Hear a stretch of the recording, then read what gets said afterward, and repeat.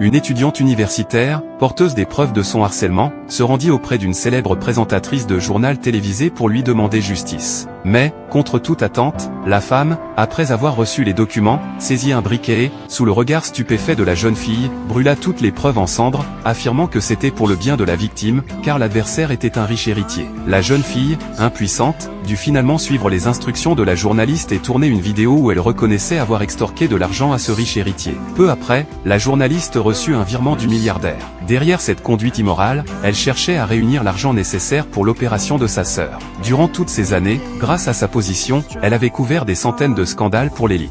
Ce jour-là, elle réussit enfin à récolter les fonds pour l'intervention. Elle appela sa sœur pour lui annoncer cette bonne nouvelle. En route vers l'hôpital, un accident survint, la voiture fut percutée par le fils du riche homme, qui rejeta toute la faute sur la mère et la fille, exigeant une compensation de 100 000 € pour préjudice moral. Ne pouvant payer, elles furent menacées de devoir rembourser autrement. Sous la tension, la sœur aînée attaqua le fils avec un tabouret, ce qui provoqua sa colère. En voulant s'en prendre à la jeune fille, une photo d'elle tomba. En la voyant, le fils reconnut la femme et interrogea la fille sur leur lien. Il rit de bon cœur, persuadé que la photo était truquée, trouvant invraisemblable qu'une journaliste de renom laisse sa famille dans une telle misère, et tenta d'emmener la fille de force. Mais la jeune fille, prise d'une crise cardiaque, s'effondra. Le fils la prit pour une comédie et lui porta plusieurs coups. L'état de la fille se détériora rapidement, et ses amis supplièrent le fils de partir. Il finit par s'en aller, furieux. La montre connectée de la sœur détecta l'anomalie de rythme cardiaque et envoya une alerte à la grande sœur, qui se précipita sur place. La jeune fille était dans un état critique. La femme la transporta en urgence à l'hôpital. Pendant ce temps, le fils du riche homme fut réprimandé par son père, déçu par ses actes irresponsables. Mais il restait son unique héritier. Le milliardaire envoya alors à la journaliste les photos de la scène en exigeant qu'elle règle l'affaire. En voyant les images,